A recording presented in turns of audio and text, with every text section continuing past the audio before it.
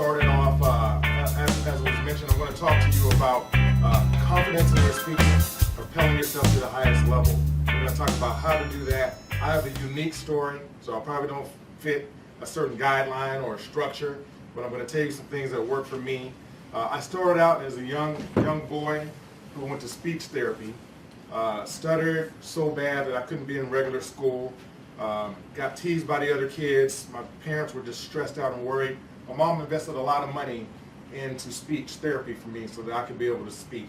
Once I began to be able to speak a little bit better, I was shy. I was nervous because I was always worried about messing up in my speech, stuttering, saying the wrong thing. I just wasn't fluent like other kids were. And so I became a shy kid all this time. So instead of being able to speak in front of people, I began to write poetry. And I wrote poetry secretly and gave it to people just for encouragement. The time that my poetry began to be exposed to the world was when I had a girlfriend. And she was in an argument, and my dad always told me, just don't argue with the woman. Just don't even try it. Just keep quiet. So I kept quiet, but what he didn't tell me is there's some women who can keep it going for a long time. So about an hour and a half, I'm still sitting there, and I got my shorts on, ready to go play basketball. So I came up with a great idea. I would write my girlfriend a poem and just give it to her and tell her, hey, read this. I'm going to give you private a long time to read this while I'm gone. That was my way of getting out to go play basketball. So I gave her this poem. She was really mad at me when I came back. She had read it to all her friends on the phone, hugging me and kissing me, and it actually had an adverse effect because the poem was supposed to ruffle her feathers too. So she shared the poem with her lady friend who shared the poem with her guy. The guy took that poem to a store. Next thing I know, the store is calling me, want me to put that poem in the store. Make a long story short, put it in the store, it sold. Guy came to me, said, you ought to have a book. I said, I don't want a book.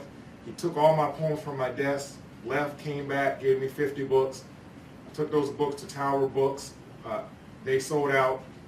Guy comes up to me in Foreign Mall and says, you gotta go speak these poems. You gotta bring these poems to life. I vowed to him that I would never ever do it. I said, I don't want to speak in public. I'll never do it. So he had a very attractive sister. That he came to me and said, I didn't know it was his sister, said, hey, I have a poetry venue, and I would like you to come speak one of these poems. Of course, I ended up at the poetry venue. Knees hitting each other, nervous, shaking. I did this poem. And so I thought after that, I'm never going to do that again. I actually began to sell my poems on paper in stores and around Sacramento.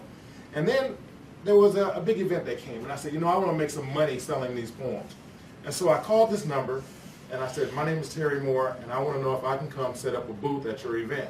And the lady says, Terry Moore, that rings a bell. I bought one of your poems, and it's on my wall at home. You know what? Can you come speak this poem? I said, no, I don't speak the poem. No, I don't get it. She says, please, can you just do one? She says, we're having an event, and our guest is Ayanna Van Zandt. Well, I had never heard of Ayanna Van Zandt. Everybody familiar with Ayanna Van Zandt? Yeah. I never heard of her. So I show up at this event, thinking it's some, holistic healing type of event. And there's 997 people there. I'm in the back, just telling myself, I gotta be at the wrong event. This can't be the one, And they said, no, you're at the right event. So I go out on stage, and there I was, speaking to 997 people. And so from that point, I figured, hey, if I can do this on this day, because I got a standing ovation at the end, and I really wasn't that great. It was just my energy, my enthusiasm. And once I got on stage, I said, well, I have to do it now. There's only two ways I can do this, nervous or confident. Which way am I going to do better? And I decided, I got to be confident. And I told myself, I'm the greatest poet in the world. And that's what I had to tell myself to make myself do that event. After that, I got a lot more invites. One of the next invites was Maya Angelou. And so I ended up on stage in the back room talking to Maya Angelou. So that's going to be another portion of what I want to talk about the benefits of speaking. I did have the opportunity to go on Showtime to Apollo. Showtime to Apollo, that really built my confidence. Because has anybody ever been to Showtime at the Apollo? Have you seen it? Yes. You have not seen it? Yeah. No, you have not seen it. You saw what they showed you on TV, but you have not seen Showtime at the Apollo. So I get an invite. A friend says, hey, I'm going to send a tape in to Showtime with Apollo. I said, well, go ahead. Now, he and I competed. This is more advanced career stages. We competed against each other, and we always either I beat him, he beat me, or we tied. And we did this for years. He says, I'm going to send this in. He sends it in. It gets rejected. So he calls me and he goes, hey, I got rejected. You ought to send yours in. I said, didn't you get rejected? Well, and you're the same, right? Well, so just send it in. So I send it in. I send this tape in, and I forgot I sent it in. Months later, I get a call. I'm at work, and phone asks, somebody says, hi, this is so-and-so from Showtime with the Apollo. I said, listen, I'm at work. I ain't got time. No, this is so-and-so. I said, look, I got to go. My coworker says, who's that? I said, somebody playing. Somebody said, Showtime with the Apollo, right? And she said, what number is it from? So I looked. I said, it is a strange number. So we go online, figure out it's really Showtime with the Apollo. So I call back, I apologize, and they say, yeah, we want to bring you on the show. So I go on this show. I'm sitting there all day. They filmed the whole year in 2 days. I'm sitting back there. You can see on the screens, right? I'm back there with music, Soul Child, and all these celebrities. But you can see on the screens what they like and what they don't like. You're sitting in the back with people from, I'm from West Coast, people from the East Coast, and all these people are calling people saying, hey, you got, so is everybody coming? Okay, so you guys did get the bus. Okay. I'm here by myself. Right? I'm thinking, do I know anybody I can call down and cheer for me? All these people are calling all their family. Yeah, I might have back here. Okay, so you got sandwiches out there? Okay, cool. Everybody's there. I'm like, man, I have no shot at this. And I'm doing poetry. So all day long, I'm watching them eat poets alive. I mean, just either poet walks on stage, they just eat the poet alive. Rapper walks on stage, just eat, right? They like singing. And it didn't matter, you didn't have to be good, you had to sing a song they like. So there's one guy sings Luther and he just kills the whole thing, right? So now I'm in the back, it's like meat waiting to be thrown into the tiger cage. So I said, well, you know what? I'm here. I'm gonna make the best out of it. I just wanna, once I rub the wood, I'm successful. Once I rub the, because how many other people have had that opportunity to rub their, to go on? So, I was all confident until they walked me through the audience. So I didn't know they were going to do that. I thought you come from backstage. But they walk you through the audience. Now they walk you through the audience, I mean, there's all kind of, I won't even describe it, but there's all kind of people in the audience. Saying all kind of things to you. Right? So by the time I get backstage, I'm terrified. I'm thinking, oh my God, I'm half happy to be away from them, but I'm terrified. But I know I got to go back in front of them. So I got treated horrible backstage. I'm saying, okay, what time to go? We'll just get over there and we'll tell you. I mean, they just talk to me real mean and dirty, right? So I finally get out there, I rub the wood, and I go out on stage. I've been watching Showtime with the Apollo, sizing it up. But when I got on stage, I saw things that you will not see on TV. People were flipping me off. They were mooning me, getting on the chairs, mooning me. They were stomping on the chairs. Dudes were going like this. As soon as they heard it was poetry. Women are blowing kisses at you. I mean, so I'm looking, and I just froze. I couldn't remember my poem, and I'm just like, wow, look at this. I just couldn't, I'm thinking, I want to tell somebody, like, you see this? And I just froze. So now I realize I'm on stage, and I gotta go. So I had to make up a poem. And I'm stressing because I'm hoping, I'm trying to get the next line. I'm making up a poem. So finally I said, forget it, right? Because the crowd, when the crowd goes more boo or more no, then here comes the Sandman. Right. I didn't want that. So I'm watching. I'm looking at the crowd. I'm looking at Sandman, and he's doing like this. He's waiting. So I said, shoot. And I walked upstairs. Sandman couldn't even get down there. And he runs out there, and I'm already gone. So I go out of a back door. I'm going out of the door, and I end up on a New York street. And I'm going, now I'm outside of the building. I can't even get back in. I'm on the street in New York by myself. And I'm thinking, man, did people just know what happened to me? So I decided at that point, never again will anything like that happen to me. And when I came back, I had certain people who laughed at me, I had certain people who called me. It was almost like I had died and the funeral happened and people could still talk to me. I'm so sorry. Are you okay? We saw what happened to you. Like I got a plane crash and I'm dead and they get a chance to talk to me, you know? And I'm like, was it that bad? Like, we got it right here. You want to see it? I don't want to see it. I had to show myself. I'm like, no, I don't want to see it. You know? And every now and then, this was 10 years ago, somebody walk up to me and say, hey, how's it going? I haven't seen you in a long time. Hey, you know, I saw you on Sutter. So I had to get past that, right? So my confidence was shot. So I'm thinking, you know, man, I didn't deserve that. So, you know, I'm mad at my friend for telling me to send the name back. I'm like, why'd you do that? But I came up with something because, you know, I had some good opportunities. You know, I met Maya Angelou. I went to a poetry venue one night. Oh, let me make sure I keep track of my time. So I went to a poetry venue one night, and I didn't want to perform. It was late at night. I was getting ready to leave. I said, hey, this is getting too late. I was sleepy. Everybody was drunk by that time. And I already know what happens when you try to speak to drunk people, right? I mean, they're not listening. You're messing up their conversation. So I'm like, this is not going to work out. I'm going to do some love poetry. You got, you know, rap music playing in the back. These people are drunk. They're waiting to dance. So I said, I'm just going to go ahead and cut out. And the guy says, no, wait a minute, just wait 5 minutes. So I waited 5 minutes. Well, actually, 5 minutes. Their time was like 25 minutes. Finally, they say, are you ready? Okay, I wasn't ready. And that taught me you always got to be ready. So I go up to them, and I froze again. And they said, go ahead, go.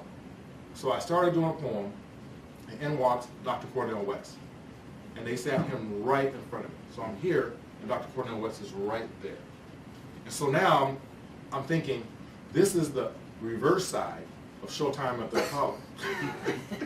Right? So I perform, now I'm performing for Dr. West. Nobody else mattered. But I learned to focus. I focused on Dr. Cornel West. All I wanted was for him to give me some feedback. So I perform, get done, everybody's all excited, and he comes up to me, and I don't know what he said, because his words were too big for me, but he put his nails in my stomach, and he was poking me in the stomach, and he said something about you birthed something, I don't know what he said. But whatever he said, I was excited. I was thrilled. You know, and whatever he was saying, you know, anything's better than Showtime at the Apollo. So I'm like, hey. So they pass a hat. Anybody who's ever spoke or done poetry or motivational speaking, they pass the hat. They can pass the hat to 100 people, and you're like, wow, I'm gonna come out, right? And then you get like $29. So people like $1, right? Well, on this night, I had like my normal $29, but there was a $100 bill in there. And so I got my little hat and I count the money and I'm looking around, and not to discriminate, but I know it didn't come from the other people in there. It had to come from Dr. Cornel West. A few years later, I was throwing an event. He came to the event. I got a phone call because I was hosting it now. I got a phone call. Dr. Cornel West is at the door. I said, really? So I run out to the door. There was a big argument. The argument was it's $10 to get in the event. Dr. Cornel West wanted to pay $80. So I went back and remembered. Hey, the last time he gave me $100. Now he's paying $80, so he threw the $80 and went inside. So the opportunities is what helped me to focus on being a speaker. So I'm going to take you through a short series of what made me feel like I had the confidence and propel me to the highest level. The first thing is what, okay? What do you have to have in order to be confident, in order to be good? My belief is you have to have talent, you have to have skill, and you have to have confidence. Talent, some people have natural talent. Some people have great voices, like Barry White. I hated Barry White. And I hated Barry White because you know, you're in a room with your woman and everything's going good, candlelight, and Barry White's voice is deeper than mine. She don't want to hear me. She want to hear Barry White. But Barry White had that voice. Right? I mean, some of you might be Barry White fans. I'm not hating on him. But he had a certain voice. There's certain other people who just have that voice. Right? They have talent. They have certain people who just have talent on stage. Like, are any Michael Jackson fans here? You like Michael Jackson singing? Or is it his whole persona? His whole persona. I don't like Michael Jackson singing. But his whole persona, his presentation, his stage etiquette, is dancing. Everything is just a great show, right? So talent. If you already have the talent to get them to speak, that's great. Then there's skill. Skill comes from staying up late, listening to the great speakers of the world, listening to Mr. Victor Irving Jenkins. I took some good things from him. Reading a lot, working on your etiquette, watching yourself on video so you can see your movements and what you're doing right, what you're doing wrong.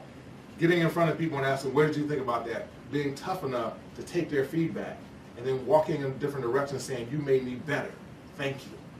All those type of things build your skill. Your voice projection. Do they hear you in the back of the room? If there's no microphone, do you wait on one? Or do you go up there and say, don't worry about it? Do you say, I don't need a microphone, I'm going to go in the middle of this audience and speak to a whole circle where they can all hear me? That type of stuff takes skill. And then the last thing is confidence. So confidence, when you go to the microphone, when you go to speak, when you go to talk to somebody, people get nervous. And they always say, I'm nervous. Well, I don't understand why you get nervous. I mean, there's probably some systematic reasoning for it. There's probably some health experts can probably break it down. Psychologists can probably break it down. But I personally don't know why you get nervous. Can anybody tell me why you get nervous? Afraid of looking bad. Afraid of looking bad? Mm-hmm. Well, I already look bad. So I read somewhere that was selfishness. Self what? Selfishness. Selfishness? Because you want to look good. You're not Right. concerned about the people around you. It's you. Right. So, afraid of looking bad is what people say, right? So I want you to do a quick exercise with me. I want everybody to stand, please. And when I count to 3, I just want you to stretch as high as you can, all right? 1, 2, 3. Or stretch as high as you can. All right, hold that. Now, I'm gonna count to 3 again, and do me a favor, stretch a little bit higher, all right? 1, 2, 3. Everybody stretch a little bit higher, okay? Thank you, you can have a seat. Now, that whole exercise was to prove that you didn't stretch as high as you could the first time when I asked you. And that's what people do in life. You stretch, but that's not as high as you can stretch. I watched most of you, and you did go higher. So when it comes to speaking, you can go speak. But can you stretch and go higher? That's where the confidence comes in. If I hear somebody speak, I automatically say, I've got to do better than that person. Not that I'm better than that person, but I've got to do better than that person. And that makes me better. Right? If I played right now, not to pick on Victor, but I don't know that you can play basketball. If I played Victor in basketball one-on-one, I probably wouldn't give my best game. I probably want him to take the ball out first so I can see him. And if he don't really have dribbling skill, now I'm gonna say, oh, this is gonna be easy game. But now, if LeBron James, see, he got intimidated, he left.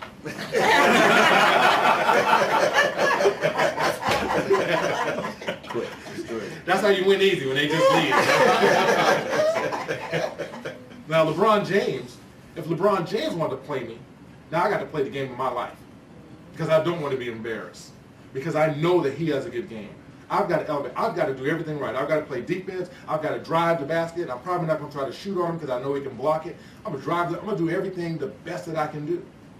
And because I want to measure my success. I have no chance at success with LeBron James if I don't give my all. Right?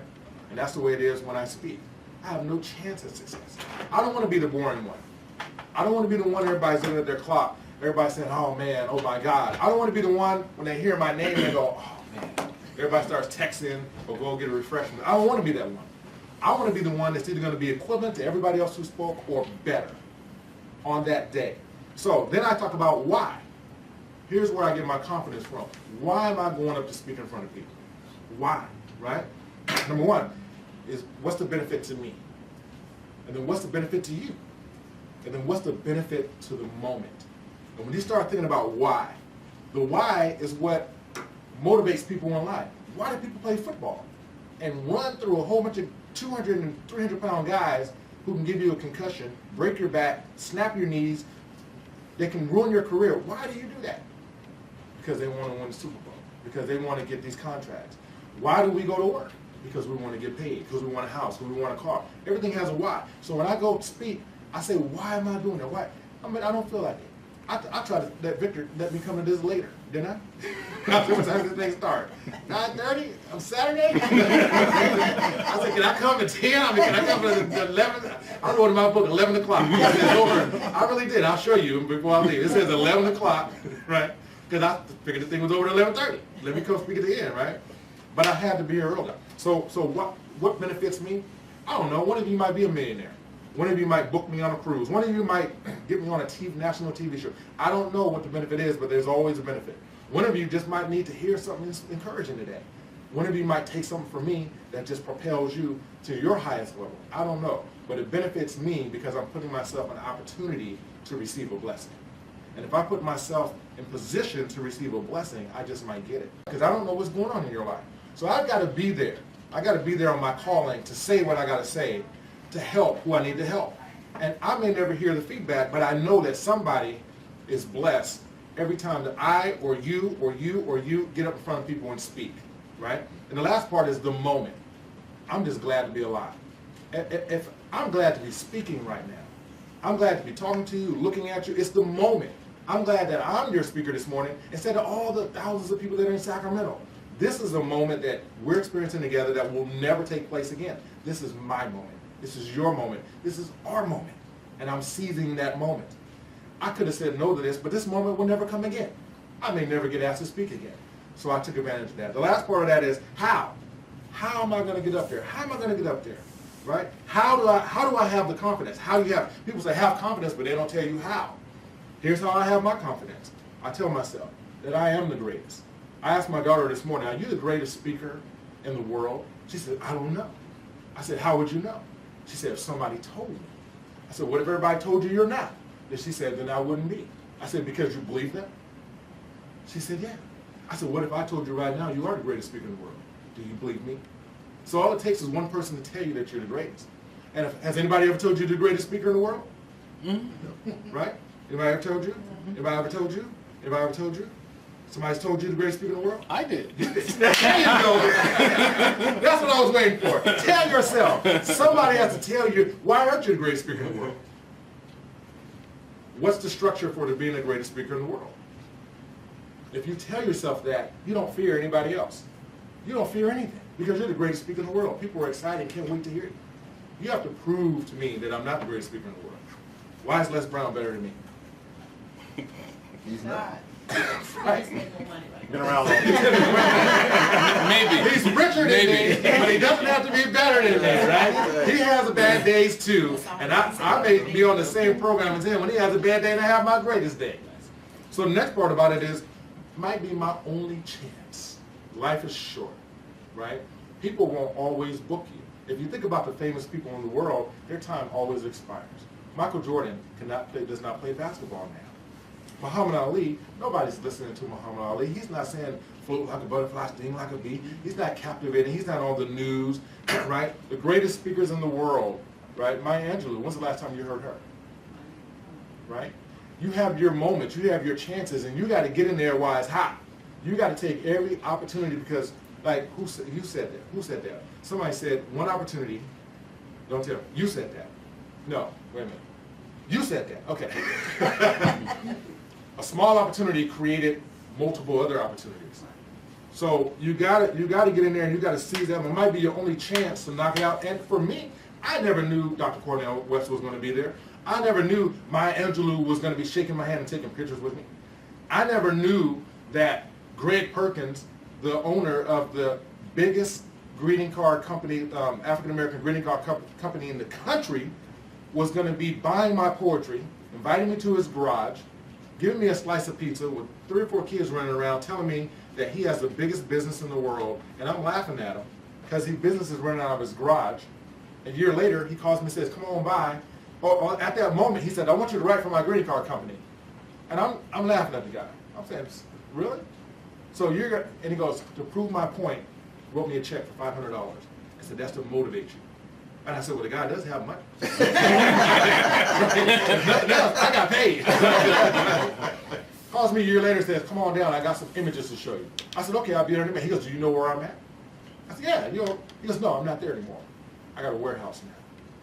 Now he has a warehouse. And when I went, he says, be careful when you come out in the warehouse. Because he had the tractors, and he had workers, and he has, you should look up African American expressions. He has a huge warehouse. He's a millionaire. His house, you walk up, he's got waterfalls and all this kind of stuff. And the guy is a millionaire now, and I'm still writing for him. I didn't know that was going to happen. So you never know what's going to happen, right? The last part is that somebody really needs it, even if you get nothing from it. Somebody really needs it. Guess what? You heard something somewhere at some point in your life that really helped you.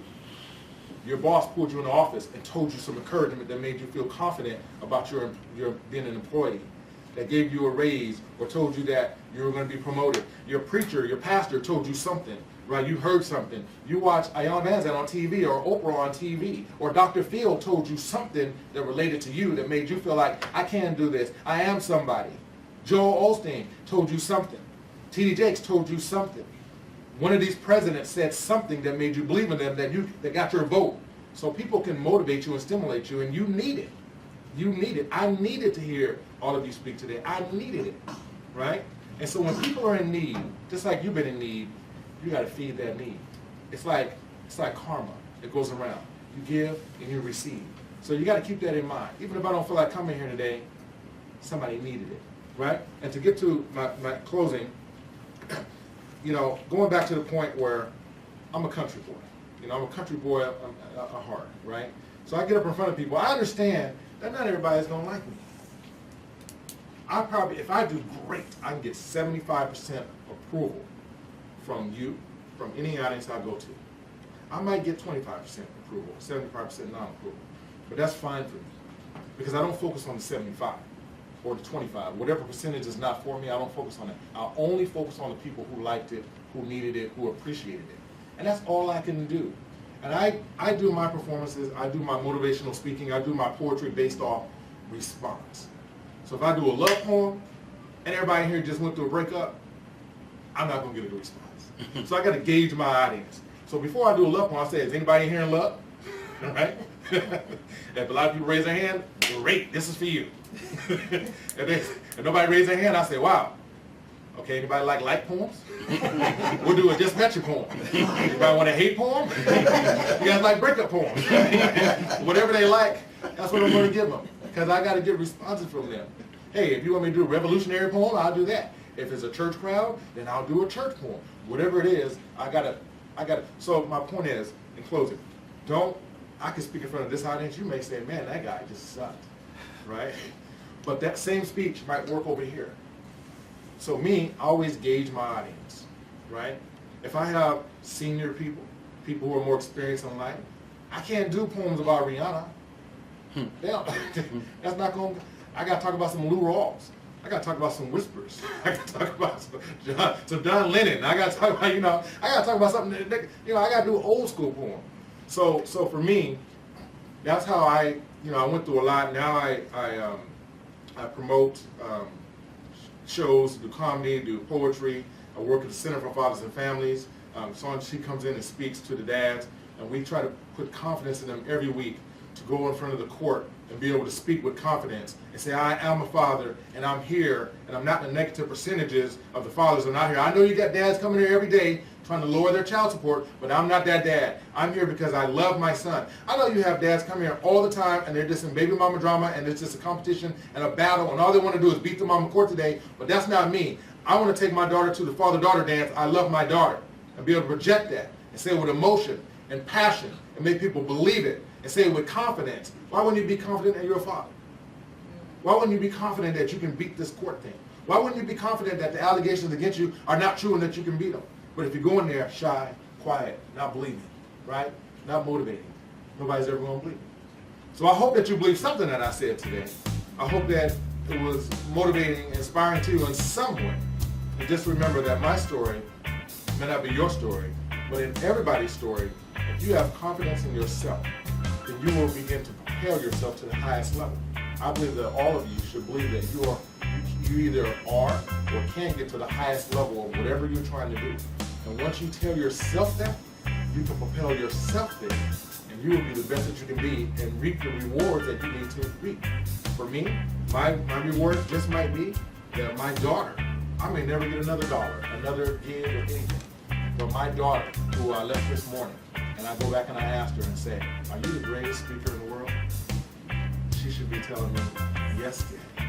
And I say, what makes you believe you're the greatest speaker in the world? Because you told me I was. Who are you?